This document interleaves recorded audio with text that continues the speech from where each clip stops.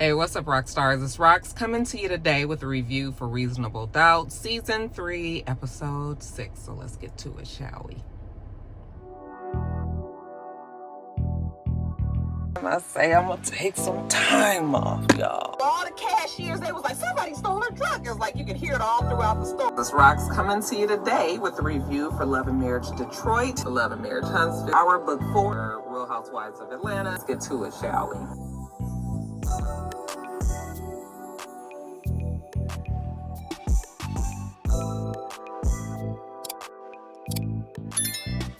All right, you guys, so the show starts with, we're not quite sure if this happened or not. Is it a dream sequence? Is it not? But we see Brandy, Monica.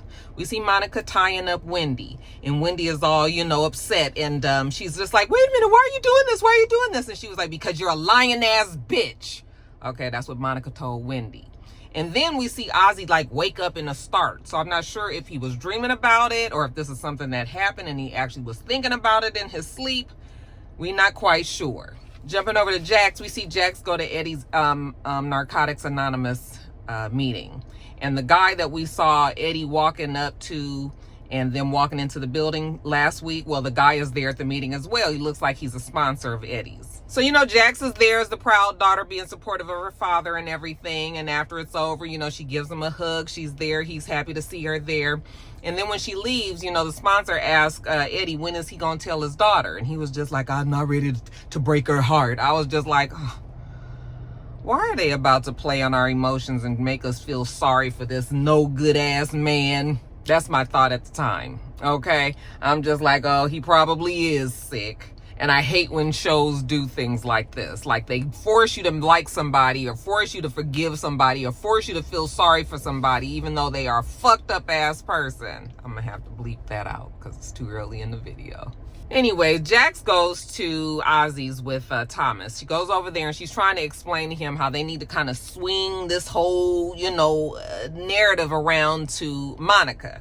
Okay. Not necessarily blame her, but pretty much get the blame off of Azie, and maybe she might get implicated, but you know what, Jax can't be worried about that. Of course, Azie doesn't want to do it. He doesn't think that this is a good idea, and, she's pressuring him like, no, this is something that we need to do. So Thomas was like, you know what, Azie, let me talk to Jax for a second. So when he leaves, he was like, I'm kind of agreeing with Azie. This is probably not a good idea. She can be unpredictable. They don't really know exactly what she's going to say when she gets up there on that stage, but Jax already has it in her mind. Oh, she gonna get Monica's ass up on that witness stand come hook or crook. Because Jax's feeling is it's their job to give him his life back. And I was like, no, Jax, it is your job to get the court to find him not guilty, not necessarily to give him his life back.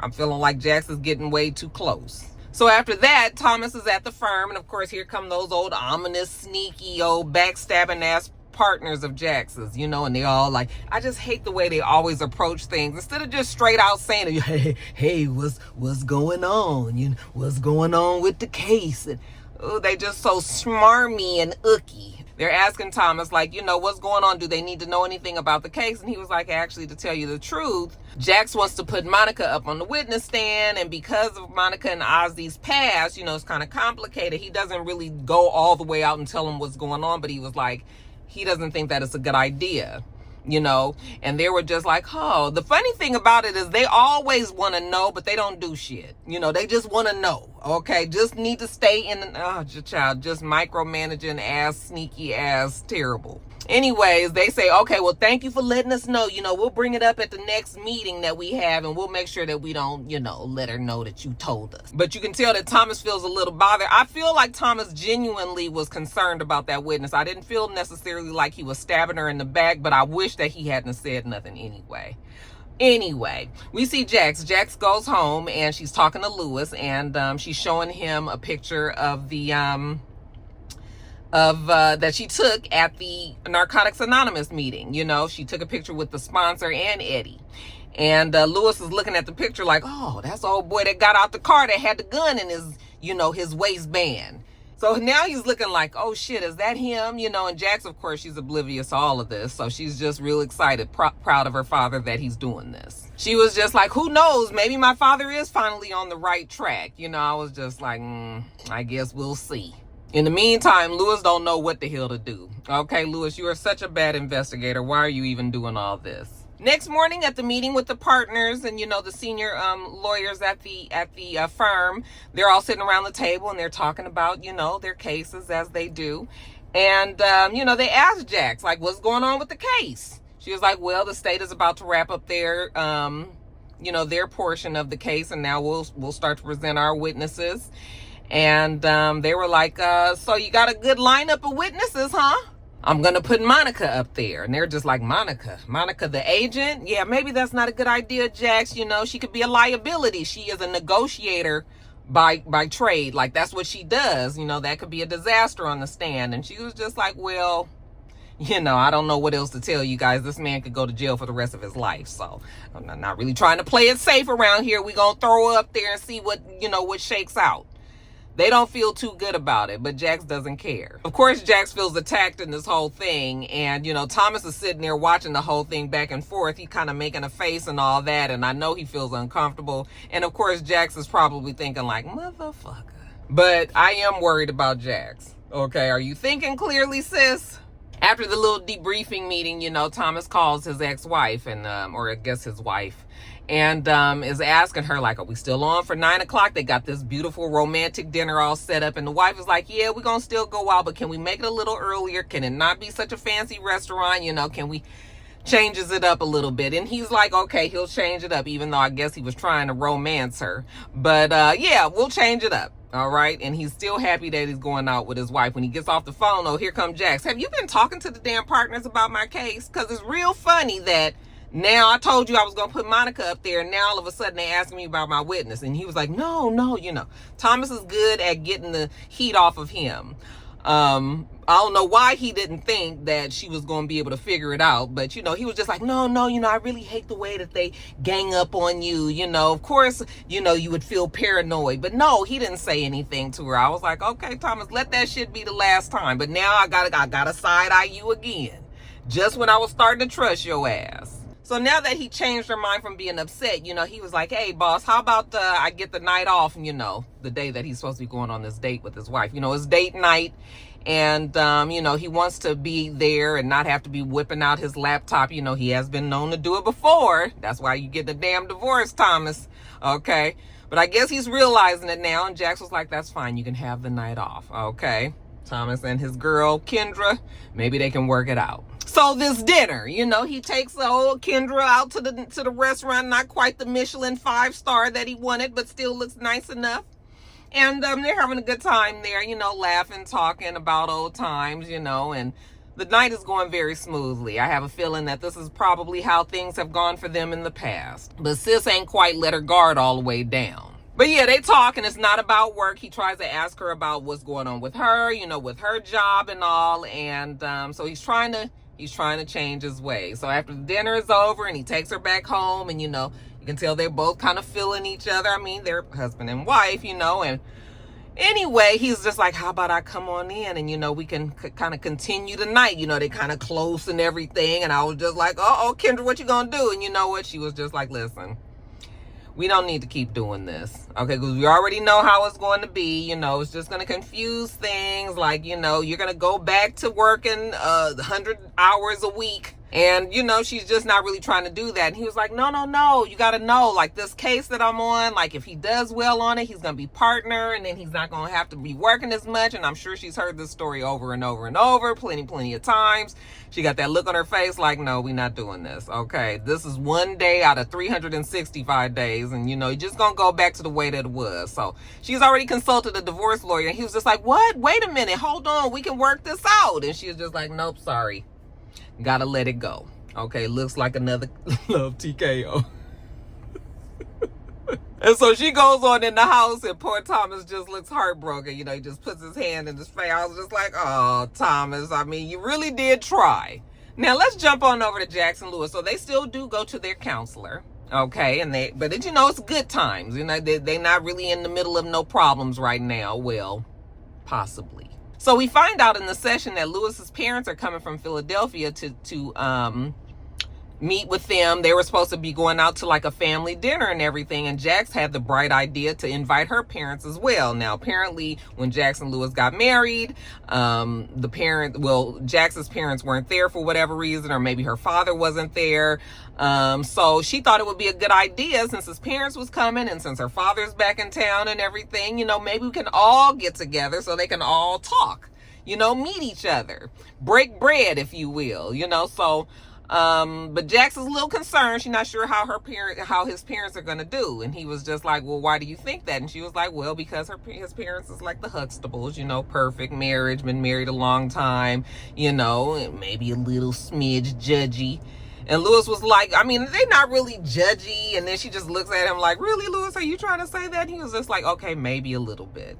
Anyways, he wanted them to come for the dinner, so they can all enjoy it with the family. But now we got Eddie and Jax's mom come in and all, and it's kind of changing up the whole thing. Lewis was like, Eddie ain't been a part of this family the whole time. Now all of a sudden he coming to the dinner?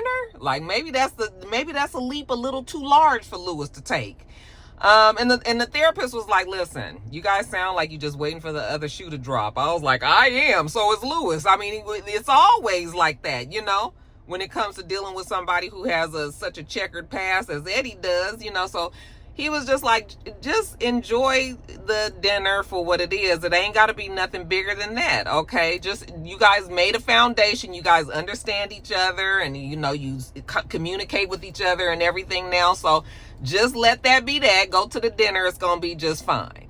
So this family dinner, they look like they're at a nice restaurant or whatever. It's not just Lewis's parents, but also his brother came to visit. And then we have Jax, and Eddie and the mama. What's her name? Can't think of her name right now. So, it's kind of awkward at first. Eddie was like, tells Lewis's brother, like, I heard you were a musician. He was just like, yeah. He said, we ought to jam together sometimes. He was just sort of like, okay, I guess, looks over at Lewis, and Lewis just makes a face. All right, maybe we can do that. Anyway, they start talking, and the mom puts her foot in her mouth and says, Eddie, you've been able to meet the kids already? The grandkids. He was like, yes, they are my grandkids. Eddie, are you really saying that? Nigga, you been gone for how many years? And then you got the nerve to sit up here. They are my grandkids. They been your grandkids the whole time you was gone too. Okay? Don't do it. Don't do it. Okay? That mama was like, hell, how I know that she was just like, I'm sorry, I wasn't trying to start nothing. So everything is kind of weird and awkward, right? So Jax jumps in, and she was just like, yeah, everybody is trying to get to know each other. It's okay. It's okay. We all trying to figure this whole thing out. What else are we trying to figure out? The fact that Lewis's parents, child, they tell Lewis that they moving to Florida. Well, I think the father said he was moving to Florida. I wasn't quite clear if it was both of them or just the father. Because, child, we done found out that in Philadelphia, the parents don't even live in the same house anymore. The father moved out, and he lives a couple of blocks away from the lady and all this. And Lewis was like, well, why the hell ain't nobody told me? And they was like, child, ain't nobody got to tell you. You don't tell us everything about your marriage, do you? And Lewis was just looking at him like, not my perfect parents. Oh, yeah, Daddy was like, listen, child, we got to live our lives the way that we want to do it, and they ain't living together. And Lewis was just thrown for a loop because nobody ever told him. Not even your damn brother? So, yeah, the parents threw the whole, we are grown, we don't have to tell you, our grown-ass kids nothing, we can do what the hell we want to do. They gave him that speech. And Lewis is just sitting over there like, To make matters worse, now all of a sudden Lewis's parents is having a good little giggle with Jax's parents, and maybe they have more in common with each other than they originally thought. So now the whole table is laughing. Oh, everybody's having a good old time. Stories galore. And Lewis is sitting over there annoyed. Jax kind of looks over at him. She feels kind of bad for him because she can tell that he's annoyed about it. She kind of like, hey, you okay? And he just was like, I was like, I know that irritation, Lewis. I know it well. So afterwards, Lewis confronts his brother about the house. Like, when would you gonna tell me? And he was just like, it ain't that big a deal, Lewis. Look at you. You act like everybody was supposed to be perfect. You was up here about to raise a baby that you had out of wedlock with this other woman. You guys was gonna be one big happy family, but you mad about the fact that dad don't live with mom no more? Man, listen, everybody is trying their best to just get through life, okay? Trying to get through these relationships the best way we can, whatever is going to make us happiest. So, You need to quit worrying about that and all that, you know, just go on, move on with your life. So that's pretty much what Lewis has to do, okay? Maybe you are a little too rigid in this whole thing, Lewis. I was just like, well, Lewis probably isn't. But, of course, everybody's going to make him feel that way. But, yeah, maybe Lewis needs to calm the hell down just a little bit. Now, jumping over to Daniel, we see Daniel, he's following Kristen, all right? And we're not quite sure if it's because he's found this newfound interest in it. Well, not newfound interest, but this is the girl that he just put the face to place last week, you know. Child, did you guys notice that Daniel got an upgrade just in 1 week? This nigga got a haircut. All right, he kind of looks a little bit more put together. His clothes are different. I said 1 week. He done got his ass. I was about to say something really nasty. The nigga that did it with Kristen, and all of a sudden his ass is up there, got a whole new look. He looked like a fucking K-pop performer. Anyway, let me say, I don't know if Daniel is Korean. All right, please don't get upset with me. But he does look totally different. Did you guys notice? Anyway, we see Kristen go into a building. She hugs this man, and she goes into the building with him. Oh my God, is that the guy? I'm not sure. But I think that this guy, we see him later on in the show. I wasn't paying attention, but maybe there may be some link with this whole thing. I'll talk about it in a little bit. But of course, when Daniel see her walk in with the guy, you know, into the restaurant, you know, he's kind of like, son of a bitch. Okay, Daniel is jealous or mad or both. Now, jumping over to Monica, honey. Monica goes over to see Azie. She's mad because she's on the witness list. Like, what is this? Why am I being called to court? He was like, what's the problem? Okay, don't you take care of things? Isn't that what you've been in my life the whole time? Okay, well, you gonna get up there on the stand and take care of it just like you take care of everything else. She was like, I know you don't think that I killed Wendy. How about I found a bloody sweatshirt in your room? And he was like, what you doing going through my room looking for shit for? And she was like, it don't matter, Azie. You still had a bloody sweatshirt, and you know what I did with it? I took care of it, because that's what I always do. So, you know, she and Azie are going back and forth, and she was like, here you go with this performance of a lifetime. You know, she getting irritated with Azie too. Then there's a knock at the door. It's his homeboys like, nigga, we know you did it. Open up. You know, they all laughing, hee hee hee, ha ha ha out there. They got their drinks and all. It's like 4 or 5 of them, and they ready to party. Listen, you can't go nowhere. You can't get no ass nowhere. You can't do nothing outside of this house. So how about we bring the party to you? All right, so they got some alcohol, but what else Azie got? Azie was like, listen, I don't have nothing. I can't be drinking and doing drugs and shit with you. I just got some weed. He was like, and, you know, I can get the big booty bitches here. That's about all we can do. Well, that's fine. That's good enough for these boys.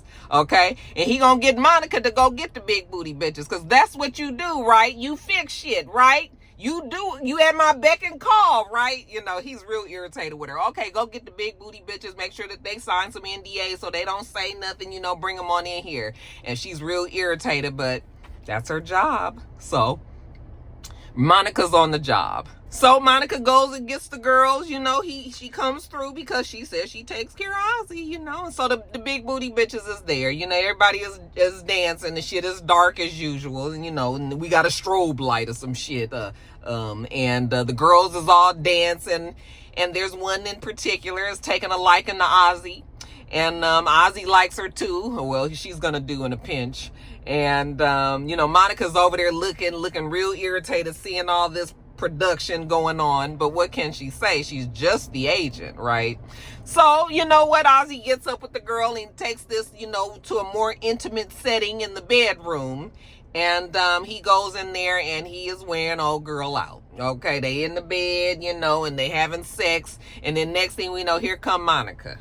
Child, she come looking in the door and peeking in, and she just looking at him. At first I thought she was looking hurt. Okay, and he thought she was looking hurt too, because she was looking from afar and he just kept on looking out the side of his eye at her, you know. Then next thing we know, this heifer then put her hands down her pants and starts masturbating. I was just like, Monica, Girl, I'm gonna need you to get you a man. Okay, what is going on? Leave this man alone. He in here with this woman. You over here masturbating and what? I know, child, you is fucked up in the head. Something is wrong with you, girl. Okay? And Azie thinks the same thing, because while he up here trying to upset her, he now sees that he's turning her on. Okay, and he probably thinks to himself, like, this is so fucked up. Like, everything about this is so fucked up. So while he was enjoying it, now all of a sudden he's turned off. So he pushes the girl off of him. You know, what the fuck, you know? And he was just like, get out. And she was just like, get out? We wasn't even finished. She was like, get out, you gotta go. All right. And he's upset that Monica was over. I was like, I know Azie was just like, I can't do nothing, girl. You was so twisted in the head that you over here still getting turned on by, you say you love me so much, but you see me over here doing it with this girl, and you, child, everybody is a little just touched in this. Everybody is all messed up. Now, next day, they're back in court, and the defense has Kristen up there. I'm sorry, the prosecution has Kristen up there, the sister.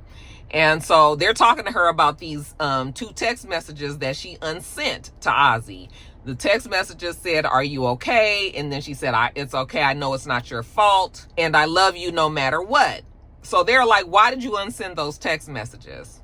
And she was just like, well, she sent the messages because he was talking about getting rid of his parents as his manager. So she was trying to be supportive of that. But then she also felt like maybe she didn't need to say any of those things. So maybe she needed to pull it back.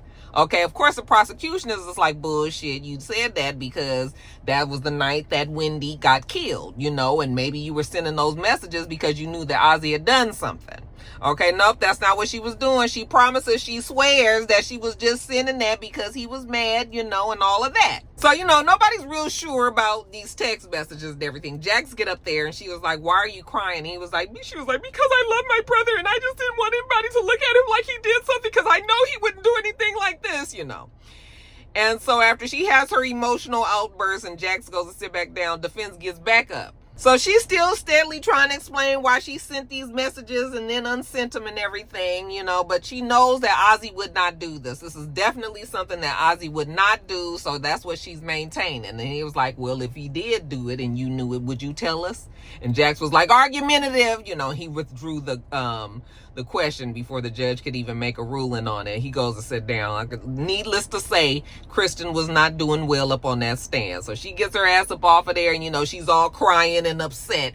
And she walks out and Daniel, you know, with his new haircut and his fresh new lug boots, child, he go out there and he pulls her to the side, you know, and he gives her a hug to calm her down. And Crystal, I was like, thank God Crystal finally saw, you know, she saw him over there hugging her. And she was just like, I know this ain't the bitch that this man been telling me about. Yes, girl, that is the one. Child, I guess it was like perfect timing. I'm sure that Jax did not know that Monica was over there, you know, serving up big booty bitches for Azie and his friends. But she definitely caught Monica at the right time. Okay, so Jax has Monica come to the office and when she closes the door behind her, you know, she was just like, listen, we got to make sure that Azie don't go to jail. Okay. And Monica was like, well, that's all I've been saying this whole time. Jax was like, I need to have somebody up there that knows him best on the stand. You can speak of his character. You know, Azie needs you. He needs people that have known him for many, many years and all that to get up there and, you know, really vouch for him. And Monica was just like, okay, that's all I've been trying to say. Absolutely, I'll get up on that stand. Okay, just playing into Jax's hand. I know that Jax was just smiling. I was like, Monica, you don't see them fangs behind that smile. I mean, Jax is going to tear you apart, girl. And I couldn't wait for it to happen. Child, I couldn't even call it an old Jedi mind trick because it was so clear what Jax was doing. But like I said, because Monica was still upset about, you know, all of the homeboys and the girls and all that, you know, she clouded her judgment, I guess. So score 1 for Jax. I already know that's going to be a victory. Anyways, after that, you know, Jax goes and has dinner with her girl Sally. And, you know, they're fine. They had apologized last week and all. So now they're talking. Sally lets her know that she did finally serve her husband, Chris, with the divorce paperwork. And she's moving on with her life. Okay. And so while her and Jax are sitting there talking, then all of a sudden Thomas walks up. And, you know, Jack's like, oh, my God, don't say nothing. You know, who is this? This is her co-worker, second chair there. That's Thomas. And Sally is giving Thomas the googly eyes, and Thomas is giving Sally the googly eyes and everything, and Jack sees the play happening right in front of her face, and she's trying to put an end to it, like, no, we do not need this. This is my friend. You are my co-worker. You are married. Let's not get this mess going. Okay? So, she does the quick cock block when Sally goes to the bathroom. Jax tells Thomas, like, listen, we don't need to do this. You need to go home to your wife, even though he's not with his wife. Okay. But yeah, you need to go to your wife, go on and leave. So he leaves, and Sally comes back over like, where's Thomas? And she was like, girl, he went home to his wife, and she's mad. Like, bitch, I told you I'm outside. Like, what's the problem? He was over here. He was smiling. He was looking good. He was smelling good. He looked at me like he wanted to eat me alive. So, Sally said, damn it, what was the problem? But Jax was just like, no. Okay. Now Jax got to go to the bathroom. I said, Jax, girl, the man just walked away. He probably right around the corner. You going to the bathroom and everything? Child. Anyway, Jax leaves. Thomas doesn't come back like I thought he was, but Sally gets his number out of Jax's phone, and then she texts him like, hey, it's Sally from the Valley. Because, he said that la-di-da-di line when they were meeting each other. And so you already know where that's going to go. But you guys, let's talk about the tear down of the witness, Monica Wilson, the next day in court. So we get Monica Wilson up there. She's all smiles, honey. She has her hair pulled back in a very business-like bun, a nice, unassuming blue suit, a skirt suit. She goes up there and she sits down. So, first we get started. Jax is pretty nice with her, even though even Jax at that point looked like she was about to tear into to Monica. Honey, Monica was just really missing all of the cues. So, she starts nice. She starts talking about how she got the job. The parents had hired her, or the father had hired her. I was like, the father?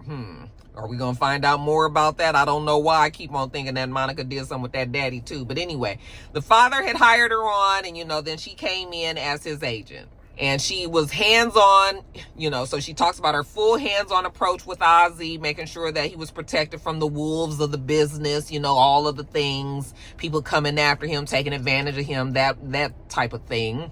She was a friend to him, unlike everybody else in the industry.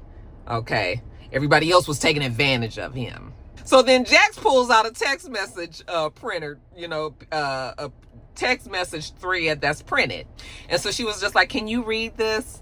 And Monica just looks at the text message. She's like, you can date this white hoe all you want, but I ain't going nowhere. I was your first and I'm going to be your last. Okay. And Jax was like, now what did you mean by that? That you were his first. And she said, well, I was his first everything. And she was like, you mean sexual experience? And she was like, yes. I was just like, go on and lower the boom, Jax. And child, here go Monica hemming and hawing. Wait a minute, you guys don't understand. I was all that he had and da-da-da-da-da and blah, blah, blah, blah, blah. And they was like, girl, ain't nobody asked you none of them questions. Okay, all we asked was how old were you, this sexual experience that you was talking about. Okay, because honey, Monica said he wasn't a child, he was a star. Girl, he still was a damn child. We can't get Monica to see that. So the judge orders her to answer the question. How old was he? 13 years old. So, the court erupts. The parents jump up and everything. I felt so bad for the parents, child. Azie over there, he kind of hyperventilating, and Thomas is trying to calm him down. I was like, please, Azie, don't jump up because we got this girl right where we want her. And Monica looked at her and she was just like, don't do that. And Jax was like, don't do that. What is that? I ain't never heard of that place. Is that a bar or something? I was cracking up. And Monica was just like, I did not kill Wendy. And Jax was like, a la Portia, who said that? Honey, ain't nobody said that. You just said that. Okay, and then she rests. Well, she's finished with this witness. And I was just like, oh, that was a good one. Now, that was very clearly a good one for Jax. So after court, here come Monica. She trying to rush up to Azie as they're walking, to the car. And, Jax get in between them. And she was like, stay the fuck away from Azie. And she was like, I was not fucking talking to you. Girl, and she said that shit with so much depth in her stomach. That shit came from the diaphragm. I said, Jax, maybe you better move, girl. And, she a little mad right now. She look like she might beat your ass. Okay, so watch out. Plus, Ozzy's a big boy. He can handle it. So Azie was just like, it's okay, Jax, I can talk to her. So then Azie goes and talks to her, and he tells her, you know what, I don't know why all this time I've been protecting you. But he finally realized that you are a damn criminal. All right, you've been fucking on 13-year-old boys. He probably ain't the only one that she did it to. She keep on saying that she was protecting him. He was like, protecting me from what? While I was working 18-hour days like a damn slave trying to provide for my family? That was the protection that you was giving me? He grew up in front of the world, and it's her fault that she came onto him and not vice versa. That's the way that he thought it was. He always thought it was his fault, but really now he realized that it was her fault. And of course she falls apart like, no, and then security comes over there. She's like, get your hands off me. She's like, you gonna regret this. You gonna regret this, Azie. I love you. I do everything for you, and he just walks away, goes and gets in the car. Now, lastly, I guess Lewis has had a change of heart. Lewis calls Daniel and was just like, hey, listen, I think I'm gonna just go on and ixnay on this investigation. Don't worry about it. You ain't got to follow Jax's dad, because Jax is happy. And that's all that matters. If she's happy, I'm happy. Let me not try to mess nothing up. Okay, so drop it. Daniel is at a bar. And which is the reason why he didn't answer the phone, because he's sitting next to like one of his favorite journalists. Just happens to be in the bar as well. I was like, that's who I was thinking that. Was that the guy that Kristen hugged? Now, because it just clicked when I was doing the video, so I'm not sure. I didn't look to see what that guy looked like, but is this the guy now that's sitting next to Daniel? Yes, it is, because Daniel, okay. See, sometimes I told you guys that something will make sense to me as I'm doing the review, because Daniel obviously purposely sat next to that guy so he can get the story from him. So actually, I thought that guy was going to use Daniel, but it looks like Daniel is actually going to use that guy. Okay, because this guy said he had this big story he was working on, and then he lost it, and it was going to be something monumental that they were going to show everybody. So now I'm just like, is Kristen trying to sabotage her own brother? Because I think this is the guy that she hugged earlier, now Daniel's sitting next to. Okay, so we're going to still see what goes on with that story. We don't know just yet. But Daniel does listen to the voicemail message and hears that Lewis said to drop it.